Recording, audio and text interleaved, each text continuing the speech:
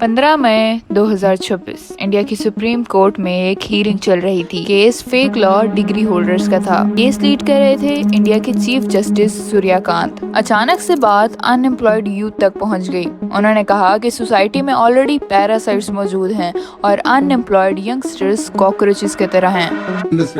There are already parasites in society. There are youngsters like cockroaches. बाद में clarification भी दी गई। कहा गया कि स्टेटमेंट मिसकोट हुआ, लेकिन शायद उस वक्त तक बात बहुत आगे निकल गई थी। अगले ही दिन अभिजीत तिपके, एक 30 years old political communication strategist, x पर एक पोस्ट करते हुए लिखते हैं, इफ ऑल कॉकरोचेस यूनाइट। उनकी वो बस एक लाइन और फिर लाइन पूरी मूवमेंट में बदल गई। आज की वीडियो में हम बात करेंगे कॉकरोचेस जनता पार्टी के बारे में। क्या कभी हिस्ट्री में इस तरह की मूवमेंट स्टार्ट हुई हैं और क्या वो वाकई में पॉलिटिकल रेवोल्यूशंस में कन्वर्ट हो जाती हैं? हिस्ट्री में ऐसे मोमेंट्स पहले भी आ चुके हैं जहां यूथ को इनिशियली अनसीरियस समझा गया, लेकिन धीरे धीरे वही फ्रस्ट्रेशन पूरा पॉलिटिकल लैंडस्केप चेंज कर गई। नेपाल 1990s और फिर 2006 के डेमोक्रेटिक मूवमेंट्स में फ्रस्ट्रेटेड यूथ और स्टूडेंट्स ने मोनार्की के अगेंस्ट स्ट्रीट प्रोटेस्ट चलाए थे। शुरू में उन्हें भी अनसीरियस समझा गया, लेकिन धीरे धीरे वही एंगर नेशनल रेवोल्यूशन बन गया और इवेंचुअली नेपाल की 2040 साल पुरानी मोनार्की कोलैप्स हो गई। उसके हालात आज आपके सामने ही हैं। बांग्लादेश जुलाई 2024 में स्टूडेंट्स ने कोटा सिस्टम के अगेंस्ट प्रोटेस्ट स्टार्ट किए, जो कि पहले सिर्फ कैंपस लेवल फ्रस्ट्रेशन लग रहे थे, लेकिन इसका नतीजा क्या निकला? शेख हसीना को डेथ सेंटेंस सुना दी गई। तुनिसिया 2010 के एंड पर एक ऑर्डिनरी स्ट्रीट वेंडर मोहम्मद बोजाजी को पुलिस हरेसमेंट और बेरोजगारी ने इतना फ्रस्ट्रेट कर दिया कि उसने पुलिस प्रोटेस्ट के तौर पर खुद को आग लगा ली। ये सिर्फ एक आदमी का प्रोटेस्ट नहीं था, ये पूरी अरब यूथ की फ्रस्ट्रेशन थी जो कि सालों से अनएम्प्लॉयमेंट, करप्शन और सिस्टम को बर्दाश्त कर रही थी। और फिर वही एक इंसिडेंट इतना वायरल हुआ कि पूरी तुनीसिया की गवर्नमेंट हिल गई।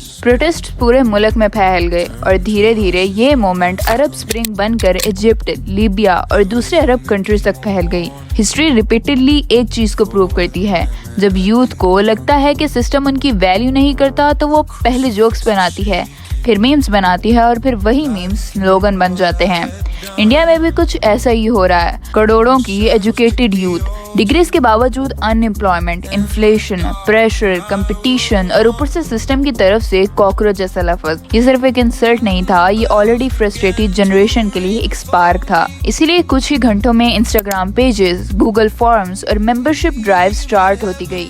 कुछ ही घंटों में मिलियंस ऑफ फॉलोअर्स आने लगे। इंडिया की बाकी पॉलिटिकल पार्टीज के शायद इतने फॉलोअर्स इतने सालों में नहीं आए जितने कॉकरोच जनता पार्टी के एक दिन में आ गए। लेकिन शायद इस पूरी स्टोरी का सबसे इंटरेस्टिंग पार्ट पॉलिटिक्स भी नहीं बल्कि साइकोलॉजी है, क्योंकि कॉकरोच जनता पार्टी का आइडिया इंटरनेट पर पहली बार नहीं आया। इसकी रूट्स 1915 तक जाती हैं, जब फ्रांसिस काफ्का ने अपना फेमस नॉवल मेटामॉर्फोसिस लिखा। उस नॉवल में ग्रेगर साम्सा नाम का एक ऑर्डिनरी वर्किंग क्लास आदमी एक दिन उठता है और देखता है कि वो एक जायंट इंसेक्ट में ट्रांसफॉर्म हो चुका है और उसके बाद सोसाइटी उसे इंसान नहीं बर्डन ट्रीट करती है। काफ्का असल में कॉकरोच नहीं लिख रहा था, वो सिस्टम लिख रहा था। एक ऐसा सिस्टम जहां इंसान की वैल्यू सिर्फ तब तक होती है जब तक वो प्रोडक्टिव हो, जब तक वो काम कर रहा हो, जब तक वो यूजफुल हो।